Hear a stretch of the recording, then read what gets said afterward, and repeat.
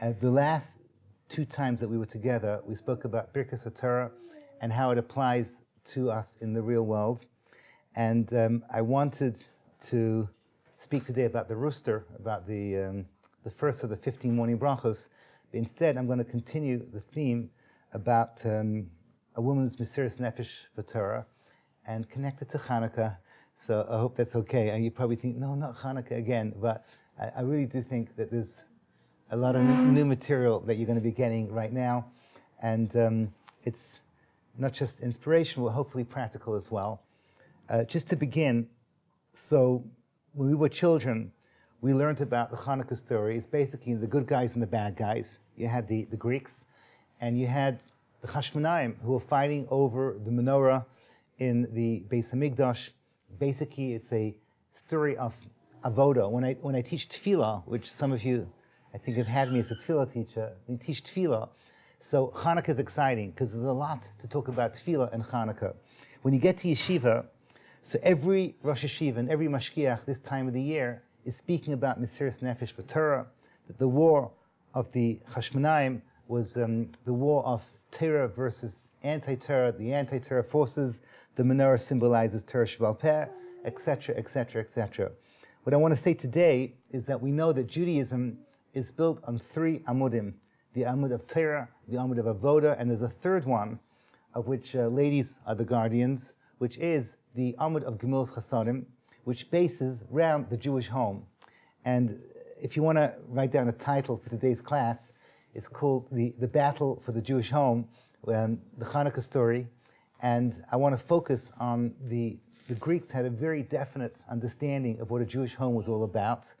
And their goal was to fight and destroy it and to battle against it. And this is your story. This is the story why the mitzvah of Hanukkah is ner ish obeso. You don't light the Hanukkah candles outside the synagogue. You don't light the Hanukkah candles outside the Beis Hamedrash, outside the yeshiva. You light it outside the Jewish home. Because at the end of the day, the centerpiece of the Jewish experience is the Jewish home. There's no question that the Beis Hamedrash and the Beis HaKnesses are vital components. Without that, we cannot survive. But the action, where it actually happens, Menachem, we talk about the bracha she'osani kirtzainai. So Rav speaks about this. She'osani kirtzainai, the rotten of HaKadosh Baruch Hu, is that the action of building happens around the Jewish home, and on that, the women are the guardians. So that's what I want to focus about today. Are we all pumped up? Is that okay? Can we do this? Bli ayin hara. Look at the Jewish home, the Jewish kinderlech. It's fantastic. So I want to begin with a medrash. This medrash is not so well known. It should be well known. It should be spoken about a lot. When we had the parsha yesterday, Parshas Vayishlach, and it's the story of what Rav Hutner calls the Maisa Avos Siman Labanim of the Hanukkah story. So backtracking, we all know that every single story in history has its roots in the book of Genesis, in Sefer Bereshis. Somewhere in Sefer Bereshis we have the roots. The Ramban talks about this in several places. The question is, where does the Hanukkah story have its roots in the book of Bereshis? There's three answers. One is the story of Yosef HaTzadik, Yosef's beauty versus the beauty of the Greeks. The other, which we're going to go back to in a few minutes, is the story of Dinah. This is the Or Gedalyo, has an essay that the story of Dinah, which is the Jewish woman, she is the centerpiece of the story that comes out against what the Yevanim were trying to destroy. There's a third one, which is Rav Hutner, obviously based on earlier sources, that says the following: the struggle between Yaakov and the angel of Esav, not Esav himself, the angel of Esav, that is the Hanukkah story in microcosm. In other words, those of you that followed the parsha yesterday, so there's two battles going on. There's the battle between good and evil, between Yaakov and Esav. Esav is a value system, and Yaakov is a value system. Esav's value system is all about the physical, earthly, animalistic world. He's called Edom. Edom means instant pleasure, and Edom means I want to have my fun now. The consequences don't interest me. Hine anoichi hoilech lamus. Lama li ha'bechira, I'm going to die anyhow. I might as well have party time now, enjoy myself. It's a Weltanschauung, it's a world outlook. It's the fulfilling of the bucket list on the physical, earthly, animalistic pleasures of this world. And Yaakov, you and I, we stand against this. When we're young, we plant seeds. That's what you're all doing now. You're planting seeds for a future. Zechor barecha b'mei b'chorasecha is a very anti-Esav, very anti-Yovan concept. When you're young, you think about ruchnius. And then, oid yinuvim b'seva, d'sheni ronanim yih. When you get older, then you reap the benefits. That's the way we look at the world. That's one battle. That's the battle between Yaakov and Esav in general. But the battle between what's called the real Yavan and the real Yaakov is symbolized with the battle against the Sarah Shel Esav. And that, says Rav Hutner, is not a battle against Tov against Ra. It's not a value of value systems. It's a battle between Kedusha and Tumah. Kedusha and Tumah can never, ever be explained in a sociology class. It's not two value systems. It's something beyond the world that can be explained logically, rationally. The idea that we believe that Kedusha is real and Kedusha is worth fighting for, and the idea that the Greeks were so smart and they were so deep and they so understood it, that they understood that they had to pump the world with Tumah, and Tumah should be what destroys Kedusha, and it's another worldly battle, and it's symbolized in the battle between Sarah Shel Esav and Yaakov himself. So let's remind ourselves of the story and see what it's got to do with Hanukkah and what it's got to do with ourselves. So I'm reading to you now from a medrash called Medrash Ner Mitzvah. It's not a well-known medrash, and these are the words. And I quote, Ata masarta nafshecha al pachoten bishvili. So the preamble of the battle between Yaakov and the Sarah Shel Esav is that Yaakov is moser nefesh, meaning he goes out on his own in the middle of the night without his little army of protectors. He goes out, he makes himself vulnerable so that he can get pachim ketanim, those little jogs. So Hashem says, you were moser nefesh al pach cotton, for a pach cotton, a little jog. So this medrash says it was just one. Pachim katanim is really pach katan. Bishvili. Gamani ba'atzmi ashalin levanecha. I will pay your children. B'pach cotton libnei chashmonai shenase neis al yedei pach katan. That a miracle was done with the pach katan. This is very exciting because here we have it over here. Mida keneged mida. You're prepared to give up your life for one little jog. I will reward you with one little jog, and that will be the miracle of the Hanukkah story. Beautiful. So I know what you're all thinking. Yeah, because everyone knows the Sfas Emes, the Hasidim, they talk about this, what was the Pach Cotton. The Pach Cotton was filled with Shemen, and this is, the Shemen versus Shemen. And if you're a fan of the Ishbitz is the Hasidus of Ishbitz. So that's like, the Ishbitz Rebbe was famous for ideas that were like, whoa, they knock your socks off, it's hard to deal with. And he says, that Pach Cotton is the same Pach Cotton as the Hanukkah story. So somehow or other, from generation to generation, like Lahavdil, the ring, if you know what I'm talking about, in the Lord of the Rings, that goes from place to place, from generation to generation, until eventually it finds its final fruition. Lahavdil, from Tum L'Tara, you have the little jug that was filled with oil, which was belonging to Yaakov Avinu. It wasn't just a little jug, it was a jug, as the Sfarim bring down, that he was most nefesh for. It was his hard-earned work. It was his koach. In other words, he had a little bit of himself inside that little pach cotton. And that goes from generation to generation, from years to year, until eventually it ends up with the seal of the Kohen Gadol in the Beis HaMikdash. And that is the connection, the Hanukkah story, to the story of Yaakov Avinu being most nefesh for the pach cotton. Beautiful, beautiful, beautiful. That's not what I want to talk about today. Sorry, okay, that's not what I want to talk about. I want to talk about Rabbeinu Bachya. Rabbeinu Bachya, you guys are going to go home. Your husband's going to say, so what did Nissel talk about? So you say, the Pach Cotton. Oh, the Sfas Emes. No, Rabbeinu Bachya. Rabbeinu Bachya, no one knows. I don't know if no one knows, but for me it was a discovery. And as far as I know, I'm the only person that says what I'm about to say. Either it's incredibly amazing, or it's probably sheker, but I'm going to say it anyhow. He says the Pachim Katanim were not small jogs. They were not small jogs. Rather, they were pachim lekatanim. They were jogs for little people. So perfect timing, because we're just getting into the exciting part of the class. Quick summary of everything we've said so far.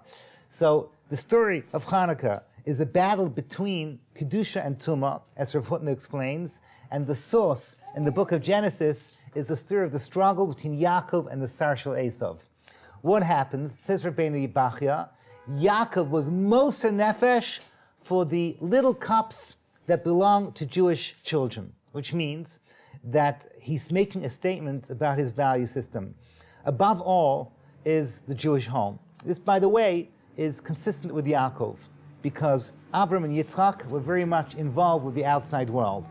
Yitzchak, I'm not explaining now properly, but Avram and Yitzchak, you can see it that their tefillos was Shachris and Mincha. So they're involved with the world of clarity, the world that you can see, the outside world, and they're trying to change the world for everyone. Yaakov is a one-dimensional Av. Everything about him is focused on building a nation. In Parshas Vayetze, which we read a week and a half ago, just over a week ago, is the foundation of the Jewish home. Everything is Yaakov's vision, how to build a nation. That's what matters to him. And when it comes to building a nation, he's prepared to give up his life for what he thinks is important. What is important for Yaakov? These little things, these cuties over here, right? Is Jewish children, and to the point where he's prepared to give up his life. And then the Sar Shel Esav says, okay, I see the battle lines have been drawn. If he's prepared to give up his life for little cups, for little children, I know if they're little, the cups for little children, so I've got to go in and fight. I need to fight to the end. This is something huge. This is something that matters. There's something special and unique about Jewish children, which the Sar Shel Esav understood you have to fight against, and Yaakov understood you have to fight for. Now, let's go and take this a few hundred years later into the Hanukkah story. And there, we all know there's a story called the story of Yehudis. And the story of Yehudis has different versions of how it happens. I have at home a collection of Midrashim in Hanukkah. The Midrashim in Hanukkah, by definition, are not organized, because Hanukkah is the beginning of the story of Torah Sheba'al Peh. So the Midrashim are unorganized. They're here, they're there. Some are more authentic than others. There's one version which is called, and I quote, Medrash Ma'aseh Hanukkah. How did the Hanukkah story begin? Different version from the way that you were taught when you were little girls.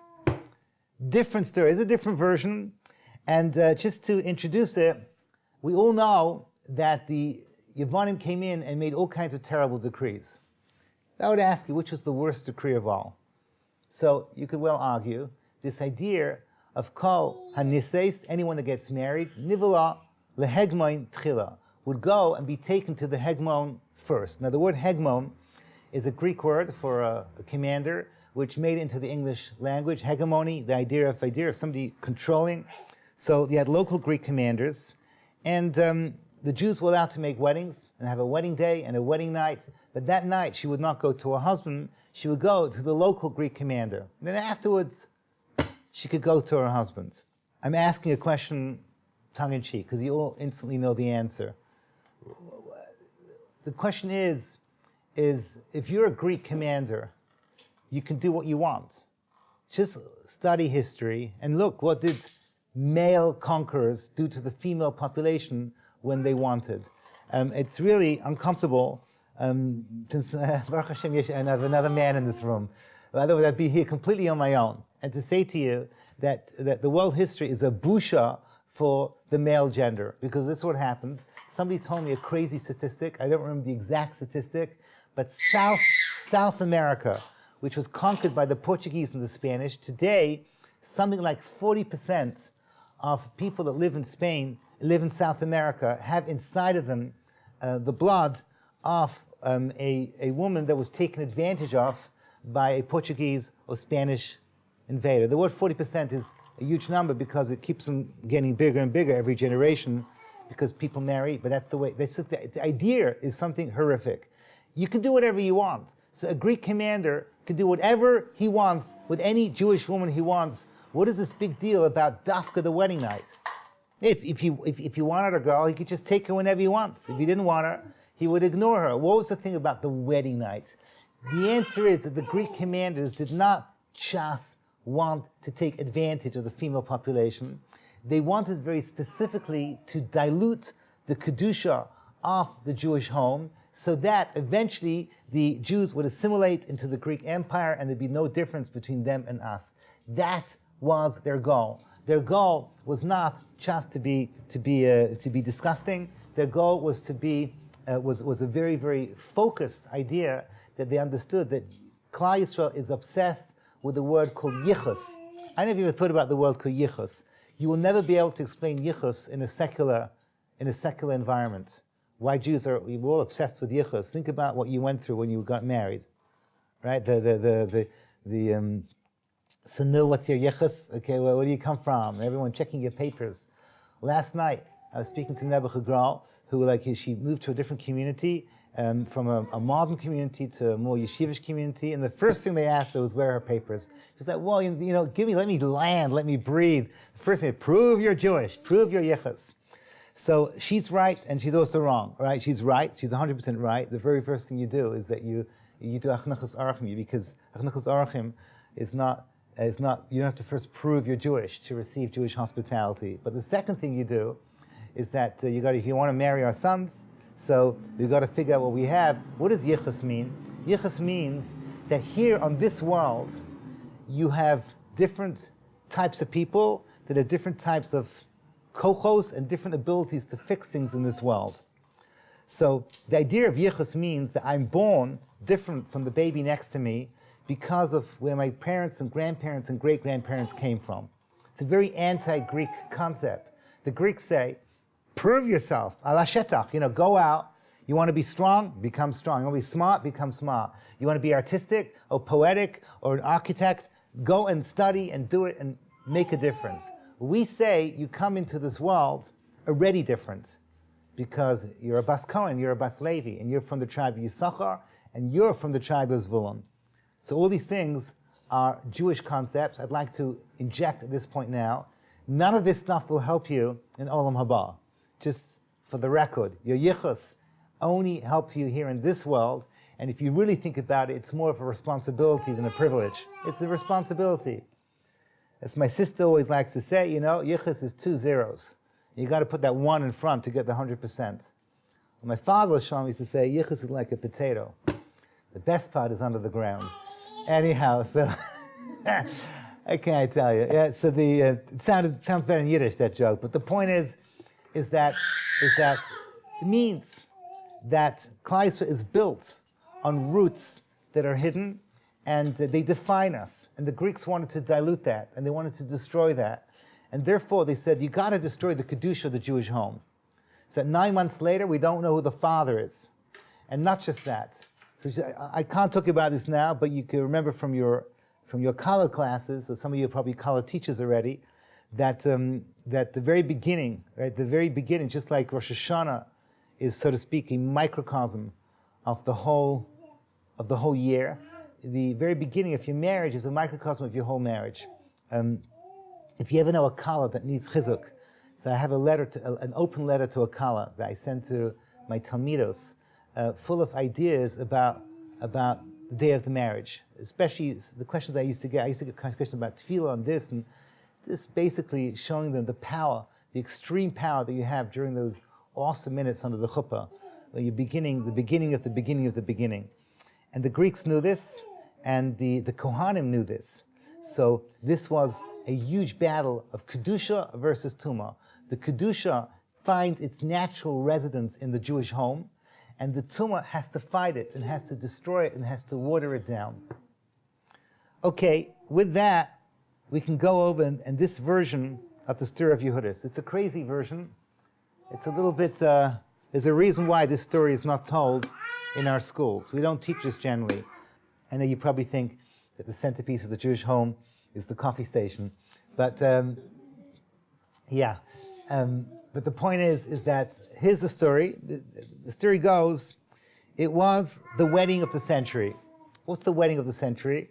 The most eligible young lady in all of Klal Yisrael was the daughter of the Kohen Gadol. And she's marrying the top baruch in Lakewood, or whatever is the politically correct place to say at this moment, wherever your husbands learn. But she's marrying like the top guy, and this is the wedding where all the beautiful people have to be. All the paparazzi's there. Everyone who's anybody is invited to that wedding. This is it. This is the wedding of the year. And in those days, they used to make big public weddings, and everyone used to come. We'll see a little bit today with the Rebbes, when the Rebbes marry off a daughter. So here you have this big, big public wedding, and everyone's there. And they're going to party. They're going to have fun. There's the music. There's the wine. There's the everything. There's this teeny, weeny little secret that no one's going to talk about, obviously, that the Kala Hamuhulala is not going that night to her husband. She's going to the local Greek warlord, which is what everyone else is doing at that point then. So you don't talk about it. And it's important to realize right up front that Yehudis, if that we assume that was her name, Yehudis was a big tzedekis, because what she's about to do now is like shocking. But she was a big tzedekis, and this is what I think she was thinking. She was thinking the following thing. The Nazis perfected the idea that you can get used to anything. Those of you that study the Nuremberg laws, you know that they didn't introduce everything right up front. And this is the way it goes. The world can get used to anything. Today, no newspaper is going to cover what just happened now. I don't even know the exact details. But every day today in Israel, 2 or 3 things are happening. And every time that 2 or 3 things are happening, there's another 10 things that could have happened, but Hashem took care of us. It doesn't get into the papers anymore because it's boring. Nothing's really changed between that crazy week after Shana Rabbah, when you and I would not go to the kotel, and we were scared of our shadows. We just got used to it. You get used to anything. You get used to the fact that it's normal for a 13-year-old Arab kid here 1 mile from where you live to put a knife into his lunch bag. Okay, you just assume that's like, yeah, I guess that's the way things are. And they know they may get killed, and they don't care. They don't care. You get used to anything. The Nuremberg laws were based on that. By the way, that's what Haman did. His little trick is that he waited a year before he would kill the Jews. He didn't realize it was to our advantage so we could daven and get our act together. But he waited for a year because he knew. And I heard this from my Rabbi Moshe Shapiro, Moshe ben Rachel. You should have Refuah Shalema. I heard it from him. He said that time is the greatest healer of sensitivity. So at the beginning, he said, oh my gosh, you're going to destroy a whole nation. There's such nice people. My neighbors are Jewish. How bad? After a year, you get used to everything. And that's just the way it is. I think you ladies are old enough to remember when the idea of one small, teeny rocket coming from Gaza into the land of Israel was considered as azua. How could such a thing happen? You know, the word Palestinian was a word that when I first came to Israel was like a swear word. It was a forbidden word. Today we say it ourselves without even thinking about it. Get used to everything.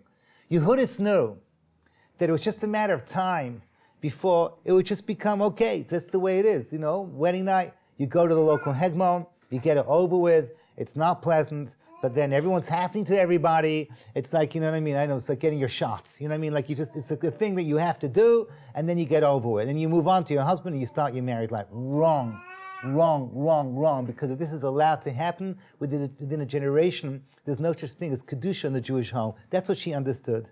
And she understood the only way to fight it is to fight it to the end. And therefore she did something provocative at that wedding. You can read the Medrash. She did something provocative publicly to the point that her brothers wanted to kill her for what she just did. So she did this crazy thing in front of everyone, in front of absolutely everyone, and they got up to kill her. And she gave the following speech, and it's recorded. Yesh lechem lilmaid mishimon v'levi achei dina shlo haya lebeis v'kina la'acheim v'hargu krach b'shchem. I'm going to leave out the next 6 words for a moment. You should learn from Shimon and Levi, the brothers of Dinah. There were just 2 people, and they had the zealousness for their sister, what was going on, and they destroyed the whole city of Shechem. Then he adds the following words, Umasru atzmam al, and they were prepared to give their lives for, what do you think the next words are going to be? Give up the lives for their sister, for a Jewish woman. It's not what it says. Al yichud shel makom, the unity of God's name.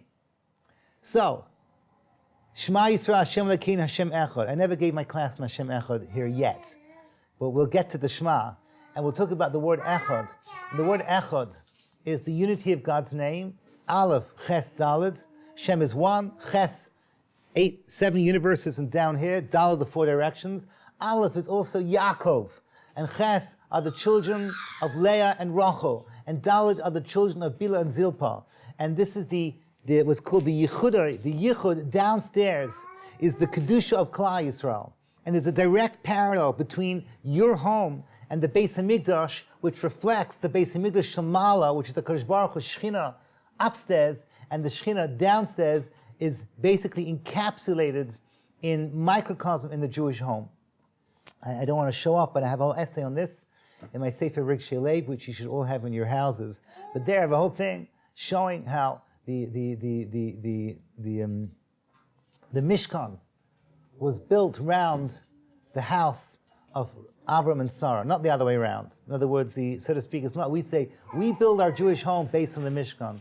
Well, actually, the reverse is also true. The Mishkan was built on the house of Avram and Sarah, and physically, the Briach HaTichain came. The wood was brought by angels to the Midbar from the home of Avram and Sarah. Whatever, it's all in that essay over there in my introduction to the Sefer Rigshei Lev.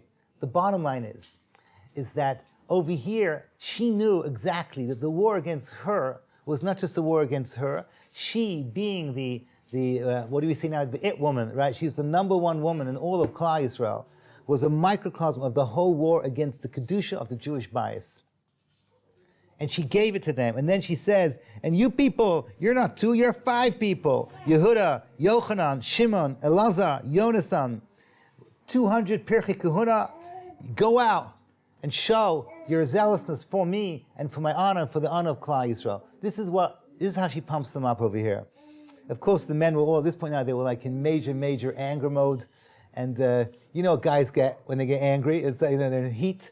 We get like that thing. It's like, whatever. So instead of channeling against her, they went out and the Hanukkah story began. The next scene is, every teenage yeshiva bachel loves the next scene because it's basically like from The Godfather, not that we know about these things, Italian style. They go in there and they kill the great commander, and that's how the war begins. And that's how the Hanukkah story begins. So now I want to bring this back to us, what this means to us, because we see over here, a little pattern over here. We see Yaakov Avinu in the root story is Moser Nefesh for the children. And it's not just the children, it's the Kedusha of the children. And that many years later, Yehudis literally was prepared to give up her life for the Kedusha of the Jewish home once again.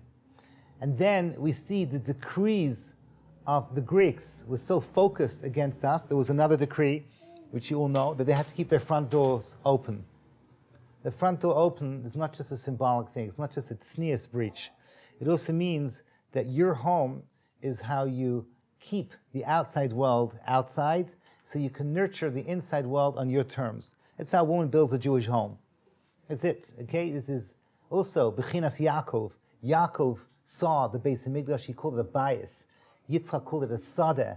Avram called it a har. But Yaakov Avinu, who's the builder of the Jewish home, he sees the Beis HaMikdash as a place that you protect it from the outside, and then you keep it strong from the inside.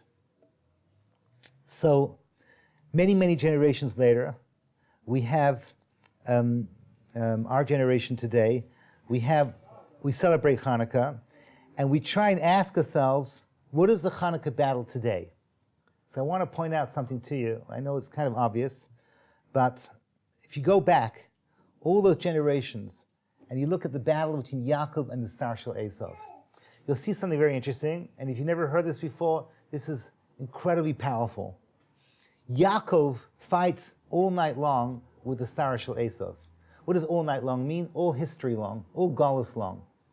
The sun rises, and then he turns over and says to Sar Shel Esav, he asks him, what's your name? It's a funny thing, by the way, so you'll never understand this because you're ladies, but if you're a teenage boy, I still remember when they first read the story, it's like a funny thing. You're fighting all night long, and then afterwards, because when ladies fight, no offense, But when you guys fight, when you fought as teenage girls, right? So you fight and you, whatever is, most of it is verbal, and the rest is with your nails, and then the whole thing is over with, and then you never talk together for another 50 years. That's it. It's it. There has to be a thing. It's a whole social drama to get you guys back. Guys can fight, and then they forgot what they fought about, and then minutes later they're like hanging out. You know what I mean? Like sharing a cigarette. So what's your name? You know what I mean? So what's your name? I didn't even get your name. Like we just had a fight. That's your name over here. So lahavdil elef of dollars. Yaakov turns to Esav's Sar and says, "Okay, I fought you all night long. What's your name?" And just remember that he would give Yaakov his new name, Yisrael, Kisarisa Imelakim. Okay, that you're able to fight with angelic powers. The Yisrael is the elevated name of Klal Yisrael that the angel gave us. But we asked him, what's his name? What did he answer? Lama Zatishal Shmi. What are you asking my name for? Hello? Excuse me, sir. I just beat you in battle. We just had this huge, massive fight over here, and you're going to say to me, you're not telling me your name? You better tell me your name, or else I'm going to give you another arm lock, whatever you do when you fight angels. It's insane. Well, it just asked you his name. Tell me your name. So can someone here please tell me, what did Yaakov really ask when he asked, what's your name? What was he really asking? What are you all about? Okay, your name is your essence. Yaakov Avinu knows that this angel is down, but he's not out. He's going to come back every single generation, and he's going to haunt his children and grandchildren until the end of days, and try and destroy them. I want to be able to, this victory I demand from you. I want to know what's your essence, what's your trick, what's your power, so I can warn my children and my grandchildren and great-grandchildren, and they should know what you're all about. So what does he answer? Why are you asking my name? That's kind of rude. Tell him your name. Why don't you tell me your name? So what's the answer? He did tell him his name. My name is, why do you ask me my name? In other words, in simple English, you're completely missing the point of what I'm all about. I don't have a name because a name fixes me with one mahalach. I don't have one mahalach. I will change myself like a chameleon from generation to generation to generation so that I will be able to do whatever it takes to bring your children down and to dilute the Kedusha in your Jewish home. So basically, yeah, this is a crazy thing. Because if you want to know what the Hanukkah story is today, you got to know the Sarah Shel Esav has a new name every generation. So 100 years ago, I would give a whole rampage about communism, or whatever it was, that was destroying our youth, that were attracting them. Today it sounds like a joke, but it's always a joke. Whatever he does is just, how does the pasuk says? Vayivase Yaakov levado vaye'avek ishim. What does vaye'avek mean? So Rashi says he created avak.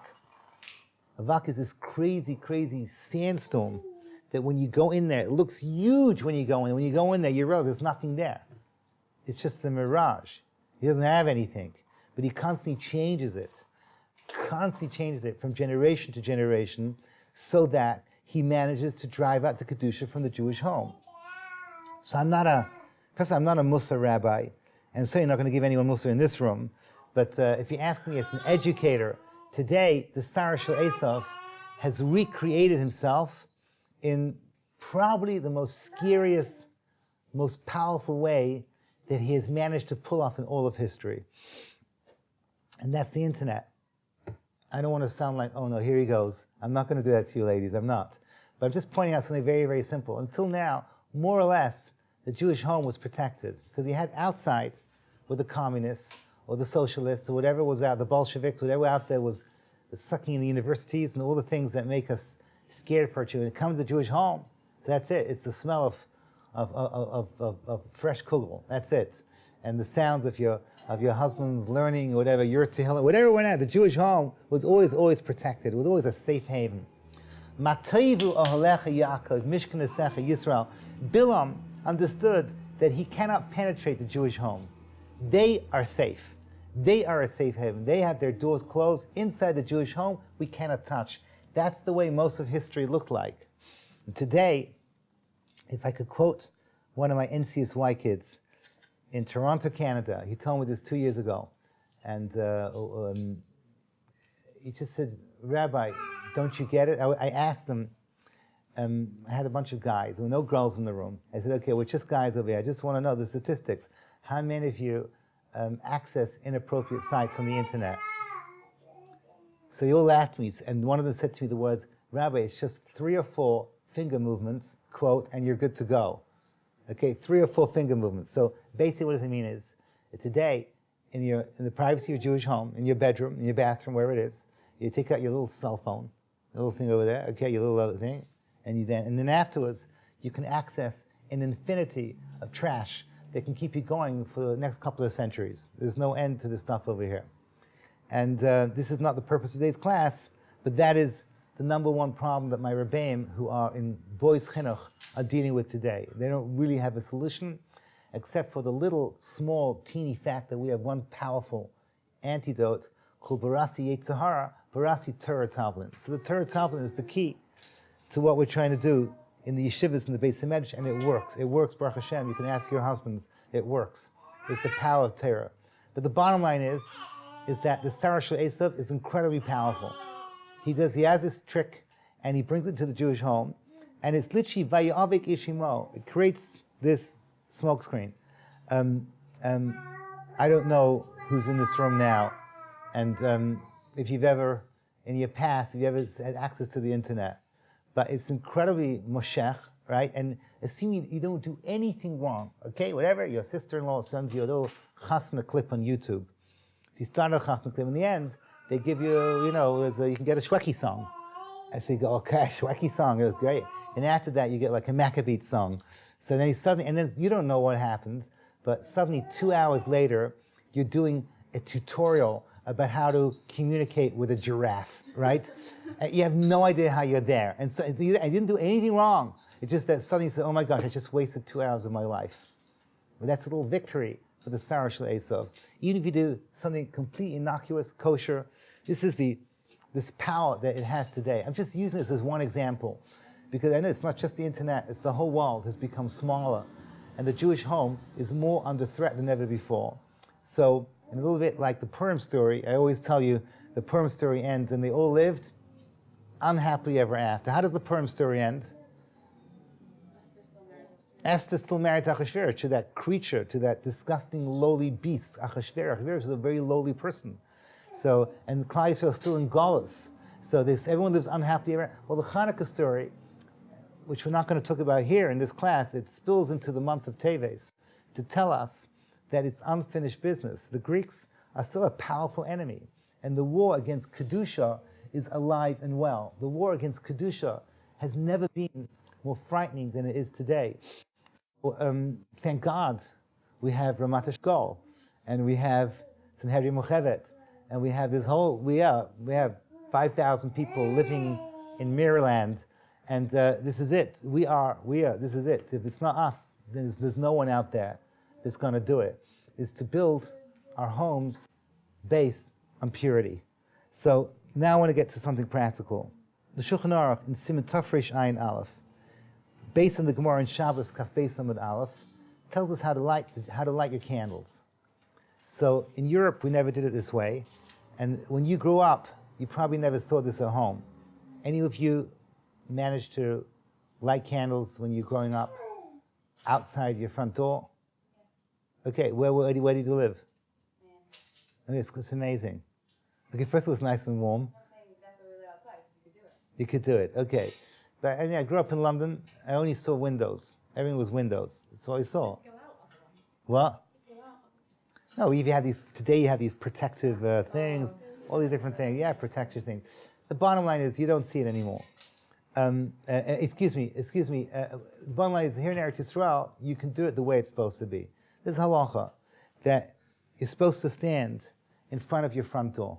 So you have your front door over here, and your husband, whoever it is, holds a candle. He has to his right a mezuzah, and to his left, by the front door at the bottom, is the menorah. Right? He's wearing a tzitzit, whatever that means. But the bottom line is that, and he's surrounded by his family, his wife and his children, and his beloved ones. In my case, already grandchildren. Baruch Hashem. right? It's exciting over here. So what does it mean? What does it mean, a mezuzah? You have a mezuzah on your front door. So the Rambam says that the purpose of the mezuzah is a wake-up call. Just like a shofar on Rosh Hashanah wakes you up, you look at the mezuzah as you go into the home and you say, Uru, Uru Mishnachem, wake up from your slumber. You are about to enter a Jewish home. So most people, when they think of a home, what's a home for? Relaxation. So you go to the average home in America today, I don't want to label, you go to a standard home, and that's it. There's the living room has in the middle of the room, there's an Aron HaKodesh, a huge big Aron HaKodesh. Today, the Aron HaKodesh is the size of an Aron HaKodesh, okay? And it's inside over there, you have access to 250 TV stations. Whatever it is, you have cable now, Netflix, everything, okay? So you don't just open up. You open up like an Aron HaKodesh. You open up, and there you have the screen, and then you have to fight with your spouse who gets to choose whatever it is. But there's enough stations from everyone. Everyone can watch what they want. You know, grandpa can watch the History Channel, and grandma can watch the Cookery Channel, and you know what I mean? The teenage girls can watch the chick flicks and whatever. And you can whatever it is. You have everything for everyone the whole time. And it dominates the living room. So what do? So we come along, and we have a mezuzah on the right-hand side, and the mezuzah says, my house stands for something. In my house, we have, Baruch Hashem, the centerpiece is the Jewish home. We have the table, and at the table is when my husband sings his Shabbos mirrors. You can sing as well, but I always tell this to my seminary girls. Those of you who are struggling with non-Jewish music, do me a favor. Don't bring it into your home when you get married. In other words, if you're struggling with non-Jewish music, that's why you have Zumba, okay? So I don't know what Zumba is, but I understand you get to pretend that you're a Latino dancer, okay? That's great, okay, fantastic, okay? That's why you have the gym, that's why you have the car. Keep your living room kadosh. That's the one. Don't bring it into the Jewish home. This way you're going to have your Seder table, your Shabbos table, your Yom Tov table. The Zmiris has to be there, the walls can only hit Kedusha and nothing else. I tell this also with my family. It's a chumrah. It's definitely a chumrah. But I don't know what it is, whether teenage girls, they can wear pajamas, pajama pants, whatever it is. Discuss this with your local Orthodox rabbi. But whatever you do, you don't walk into the living room with anything except for dignified clothing. Your living room that's your mishkan. That's it. That's what your Shabbos table is, the shulchan, and your Shabbos candles is the menorah, and whatever it is, and the smell of the cholents is the keteris. You got everything going there. This is all you have. This is your place that you're building, so that you don't compromise. The mezuzah tells you this is something that I'm not going to compromise. It's a wake-up call that my home stands for something.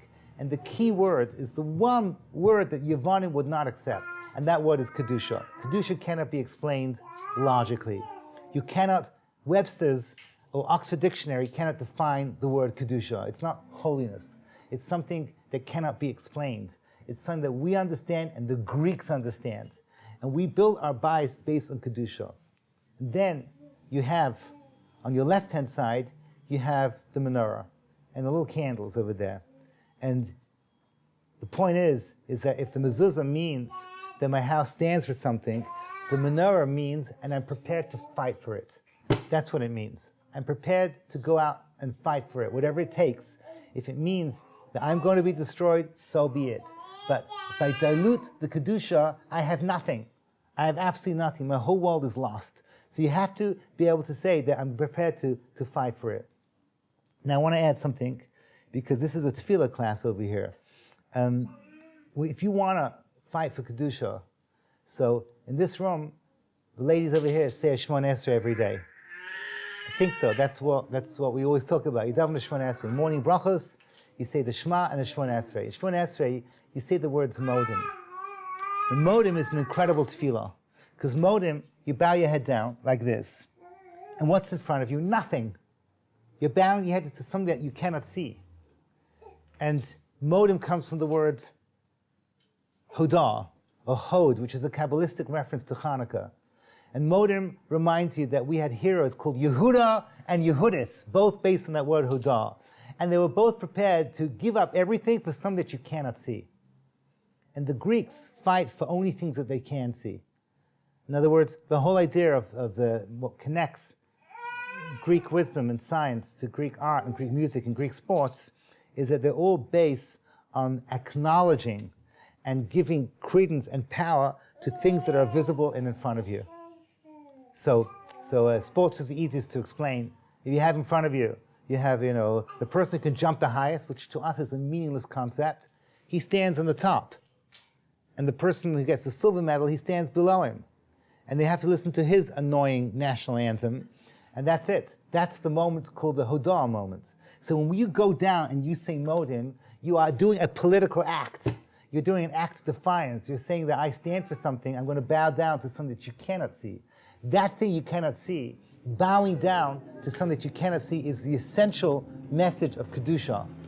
Kedusha is always things that you cannot see. What you can see, Kedusha. You're seeing what makes this kadosh. It's just wood. It's just wood. Inside of it are scrolls that are made out of animal skin. What you're seeing is animal skin inside a wooden box. What makes this kadosh? What makes us fast if the thing falls? Because we say modim, okay? We believe in the power of things that you cannot see. I wonder to myself about this woman Yehudis. We don't know anything about her except for the story I just told you.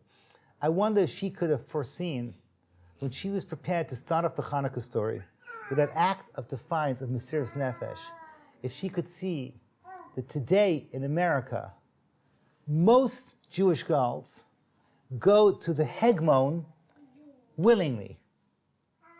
You stop and think about what that means. It's a za'azua, it's a frightening thing. Statistically speaking, if you're Jewish in America today, your grandchildren are not Jewish. That's it. This the last laugh goes to Yavon. The last laugh, Yavon has the last laugh. Unfortunately, what a bitter enemy. Reb Chaim Volozhin has said that if the 9th enemy is Germany, the 10th will be America. And clearly he did not mean America. Baruch Hashem, we had that behind us. The era of concentration camps and gas chambers will never happen again. The Rebbe, the Belzer Rebbe guaranteed us that. We have terrorism from the children of Ishmael, but we have another enemy.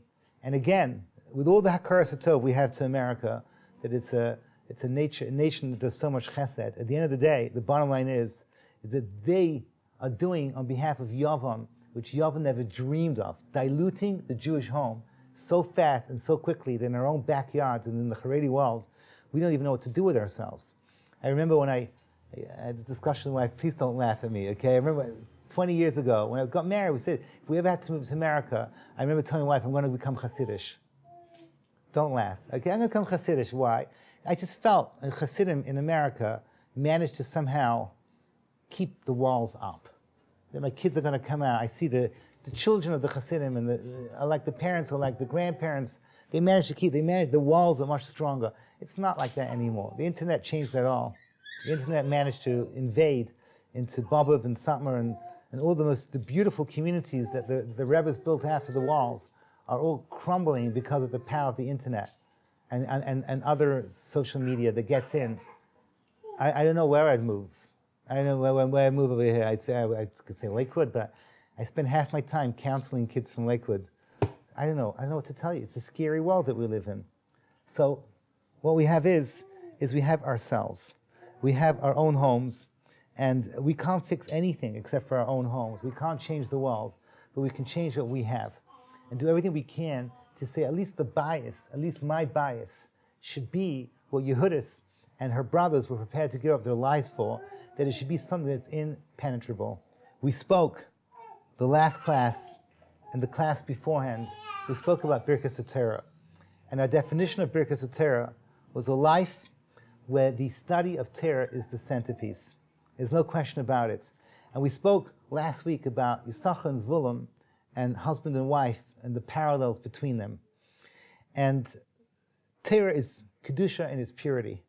And your home basically has all the Kedusha that we spoke about till now, has in it that your home is a Mokum Torah. It's a place where Torah is studied, and it's a place where you are building a Torah home, a Torah family. Everything revolves around Torah. So you light your menorah, so the menorah has got this double meaning. You're lighting a menorah which symbolizes Torah Shabbat Peh, but you're lighting it as you come into your Jewish home. And here, men and women are equal to it. It's interesting. It's a time-bound mitzvah, but women are obligated in this mitzvah. Why? Says the Gemara, Af hein haya ba'isai nes, and there's a machlokas. They were in this miracle. One is that they suffered like the men, and the other is that they created the miracle. They're the ones that precipitated the whole Yeshua. Just like Esther created the miracle of Purim, so Yehudis created the miracle of Hanukkah.